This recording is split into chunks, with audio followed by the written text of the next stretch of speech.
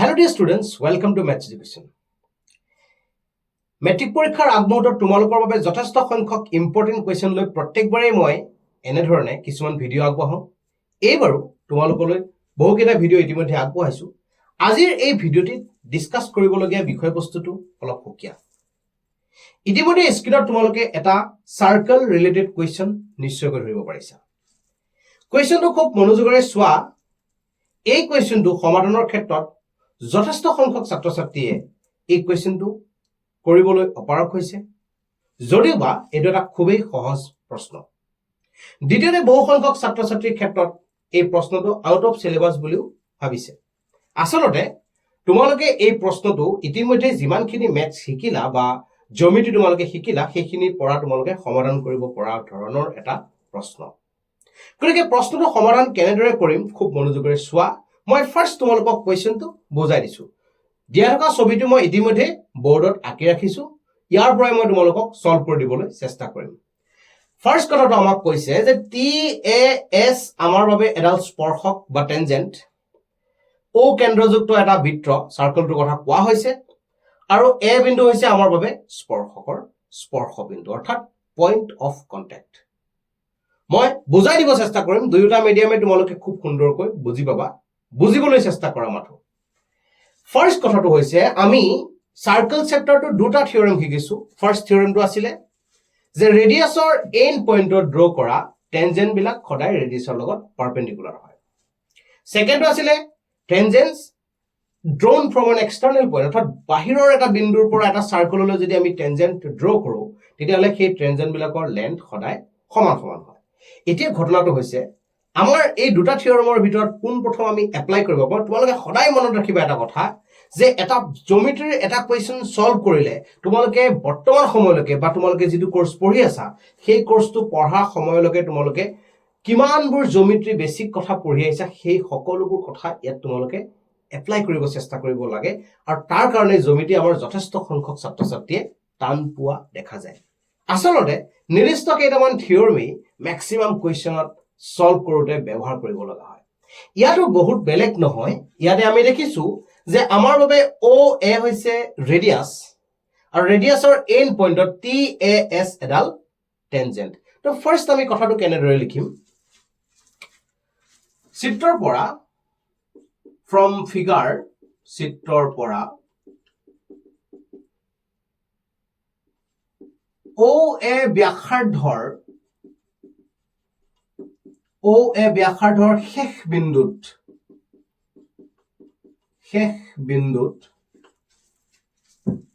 TAS স্পৰ্শক। আমি গম পাই আছো, আমি দেখি আছো যে TAS is a tangent at the end point of the radius OA। গতিকে আমি কি ক'ব পাৰো, গতিকে বা সেয়েহে বুলি লিখিব পাৰা। গতিকে ইয়াৰ পৰা আমি ক'ব পৰা হৈছো যে OA is perpendicular to TAS, implies that যদি পাৰপেণ্ডিকুলাৰ হয়, যদি লম্ব হয়, তেতিয়াহ'লে আমি ডাইৰেক্টলি ক'ব পৰা হৈ আছো আমাৰ বাবে angle OAS equal to angle OAT equal to 90 degree. যিটো আমি য'ত ব্যৱহাৰ কৰিব লগা হয়, আমি সুন্দৰকৈ ব্যৱহাৰ কৰিব পৰা অৱস্থাত লিখি ললো। ফাৰ্ষ্ট কামটো হৈছে আমাৰ এইটো যে এটা থিয়ৰেম আমি এপ্লাই কৰিবৰ কাৰণে আমি যি শিকিছো, কেতিয়াবা কিছুমান কথা এনেকুৱা হয় থিয়ৰেমটো তোমালোকে লিখি ৰাখিছা, যদিও বা সেইটো কুৱেশ্যনটোত ব্যৱহাৰ কৰিবলগীয়া নহ'বও পাৰে। কিন্তু তোমালোকৰ টাৰ্গেটটো সদায় জিঅ'মেট্ৰিৰ ক্ষেত্ৰত এইটো কৰিবা যে যিটো কথা বেছিক তোমালোকে শিকি আহিছা তাক এপ্লাই কৰিবলৈ চেষ্টা কৰা। যেতিয়া তোমালোকে লাহে লাহে এপ্লাই কৰিবলৈ পৰা হ'বা, তুমি দেখিবা তোমাৰ জিঅ'মেট্ৰিবিলাক কৰিবলৈ সহজ হৈ আহি আছে। গতিকে আনফেমিলিয়াৰ, আননোন এটা প্ৰশ্ন সমাধানৰ ক্ষেত্ৰত এইবিলাক ট্ৰিক তোমালোকে সদায় ব্যৱহাৰ কৰিবা। তোমালোকে চাবা ষ্টেপ মাৰ্কিং পাবলৈ তোমালোকে সক্ষম হ'বা, আৰু কমপ্লিট শুদ্ধ কৰিলেতো তোমালোকে নম্বৰ সম্পূৰ্ণৰূপে পাবা। এতিয়া কথাটো হ'ল আমাৰ টাৰ্গেটটো কি, আৰু কি কথা শিকিছো আমি ইয়াত। আমি দেখিছো যে OA আৰু OB এই দুডালে আমাৰ বাবে বুজাই আছে ব্যাসাৰ্ধ। গতিকে ব্যাসাৰ্ধ হোৱাৰ লগে লগে আমি কি ক'ব পাৰো যে এটা বৃত্তৰ ক্ষেত্ৰত তাৰ যিবিলাক ৰেডিয়াছ হয়, বৃত্তৰ যিটো ৰেডিয়াছ কিন্তু সদায় প্ৰত্যেকটো মুহূৰ্ততে সমান হয়। গতিকে আমি চিম্পলি ক'ব পৰা হলো আৰু and OA equal to OB, আৰু এই দুয়োডালে আমাৰ বাবে বুজাই আছে ব্যাসাৰ্ধ। গতিকে OA আৰু OB সমান হ'ল এতিয়া ঘটনাটো হৈছে যে এই OA আৰু OB ইহঁতে আমাক কোৱেশ্চনটোত কেনেদৰে সলভ কৰাত হেল্প কৰিব ভালদৰে চোৱা আমাৰ বাবে এই x নামৰ কোণটো এই কোণটোৰ লগত এটা সম্পৰ্ক আছে নে নাই দুয়োটা কোণ ওচৰা-ওচৰিকে আছে গতিকে ইহঁতৰ যেহেতু এটা সম্পৰ্ক আছে আৰু এই x আৰু এই ক্ৰছ চিন দিয়া চিনটো এই কোণ দুটা মিলি পেলাই আসলতে এংগল OAS গঠন হৈছে যাৰ মান আমি 90 ডিগ্ৰী বুলি গম পাইছো লিংক বিলাক তোমালোকে গম পাই গৈ থাকিবা এতিয়া ঘটনাটো হৈছে এই ক্ৰছ চিন দিয়া এংগলটোৰ মানটো যদি জানো তেতিয়াহলে আমি x ৰ মান গম পাই আছো গতিকে তাৰ কাৰণে কি বুদ্ধি লগালো মই তোমালোকে চাবা ত্ৰিভুজ এটাৰ ক্ষেত্ৰত আমি দেখিছো যে OAB নামৰ ত্ৰিভুজটোৰ ক্ষেত্ৰত OA আৰু OB দুডালে সমান অৰ্থাৎ এটা ত্ৰিভুজৰ দুডাল বাহু যদি সমান হয় আমি জানো ত্ৰিভুজ এটাৰ সমান বাহুৰ বিপৰীত কোণবিলাক সমান angles opposite to the equal sides of a triangle are also equal গতিকে আমি ক'ব পৰা হলো angle OBA is equal to angle OAB Finally, আমি ক'ব পৰা হলো angle OAB equal to OB এৰ মান হৈছে 32 ডিগ্ৰী গতিকে আমি গম পালো এই ক্ৰছ চিন দিয়া এংগলটোৰ মান হৈছে আমাৰ বাবে 32 ডিগ্ৰী গতিকে আমি গম পাই আছো লগে লগে এতিয়া নাও আমি কি ক'ব পাৰো angle OAB plus ছবিয়ে কৈ আছে OAB আৰু AX এই দুটা কোণ লগ লগালে আমাৰ বাবে হৈ আছে কিমান ইকুৱেল এংগল OAS ছবিয়ে কৈ আছে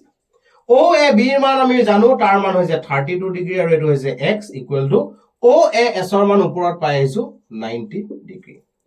গতিকে আমি ক'ব পৰা হলো x ইকুৱেল টু 90 মাইনাস 32 কৰিলে আমি কিমান পাম 90 মাইনাস 32 এফালে 8 পাই আছো ইয়াতে হ'ল 8 8 ওপৰ 3 গলে 5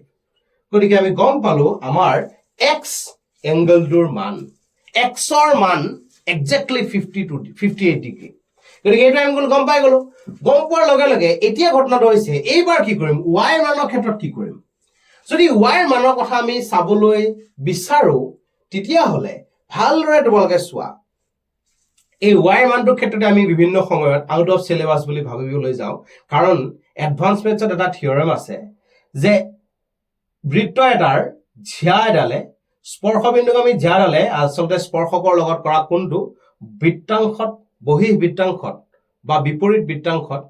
গঠন কৰা যিকোনো এটা কোণৰ লগত সমান গতিকে সিম্পলি x y বুলি আমি ডাইৰেক্টলি ক'ব পৰা হৈ আছো এৰ x y এতিয়া ঘটনাটো হৈছে যেহেতু আমাৰ ম্যাথমেটিক্সতহে প্ৰশ্নটো আহিছে এতিয়া আমি কেনেদৰে সমাধান কৰিম ম্যাথমেটিক্সত আহা প্ৰশ্নটো সমাধানৰ ক্ষেত্ৰত তোমালোকে লিংক এটা আছে চোৱা এই y নামৰ যেটো কোণ আছে সেই কোণটো বৃত্তাংশত গঠন কৰা হৈছে আৰু সেই একেটা চাপে কেন্দ্ৰত এটা কোণ গঠন কৰিছে আমি ক্লাস 9 ত এটা থিওৰেম পাইছিলো ক্লাস 9 ৰ থিওৰেমটো আছিল যে বৃত্তৰ যিকোনো এডাল আৰ্কে অৰ্থাৎ যিকোনো এটা চাপে কেন্দ্ৰত গঠন কৰা কোণ বৃত্তাংশত গঠন কৰা বিপৰীত বৃত্তাংশত গঠন কৰা কোণৰ দুগুণ গতিকে আমি ক'ব পৰা হৈ আছে যে এংগল AOB ৰ মান ইয়াৰ টুৱাইস হ'ব এটা ঘটনাটো হৈছে এংগল AOB ৰ মান আমি কেনেদৰে উলিয়াম চোৱা এংগল AOB মানৰ ক্ষেত্ৰত মই কি কৰিম এতিয়া angle AOB plus angle OAB plus angle OBA equal to 180 degree ত্ৰিভুজ এটাৰ তিনিওটা কোণৰ মান 180 ডিগ্ৰী গতিকে আমি ক'ব পৰা হলো এংগল AOB plus এটো 32 ডিগ্ৰী এটো হৈছে 32 degree equal to 180 degree finally angle AOB equal to আমি ক'ব পৰা হলো 32 আমাৰ বাবে 64 গতিকে 180 minus 64 মাইনাস কৰিলে আমি পাম ইয়াত 6 আৰু ইয়াত হৈ গল 17 ৰ পৰা ইয়াত 116 গতিকে এটো আমি 116 পালো এতিয়া আমি কি ক'ব পাৰো এংগল AOB স্থানত আমি লিখিব পাৰো টুৱাইস y মনোযোগ দি চাবা টুৱাইস y কিয় লিখিব পাৰিলো কাৰণ হৈছে বৃত্ত এটাৰ ক্ষেত্ৰত এটা চাপে কেন্দ্ৰত গঠন কৰা কোণ বৃত্তৰ বহিঃ বৃত্তাংশত অৰ্থাৎ অল্টাৰনেট সেগমেন্টত ফৰ্ম কৰা এংগলটো টুৱাইস গতিকে আমি ক'ব পাৰো y ইকুৱেল টু ডিভাইড কৰিলে আমি পাম 5 আৰু এটো হ'ব আমাৰ বাবে 58 তো এইটো হৈছে তোমালোকৰ এটা প্ৰশ্ন সোৱা কিমান সুন্দৰকে প্ৰশ্নটো আনসাৰ আমি উলিয়াব পাৰিছো গতিকে তোমালোকে এই প্ৰশ্নটো নোৱাৰা কোনো কাৰণ নাই বা পৰীক্ষাত আহিলে তোমালোকে খুব সুন্দৰকৈ কৰিব পাৰিব লাগিব থ্যাংক ইউ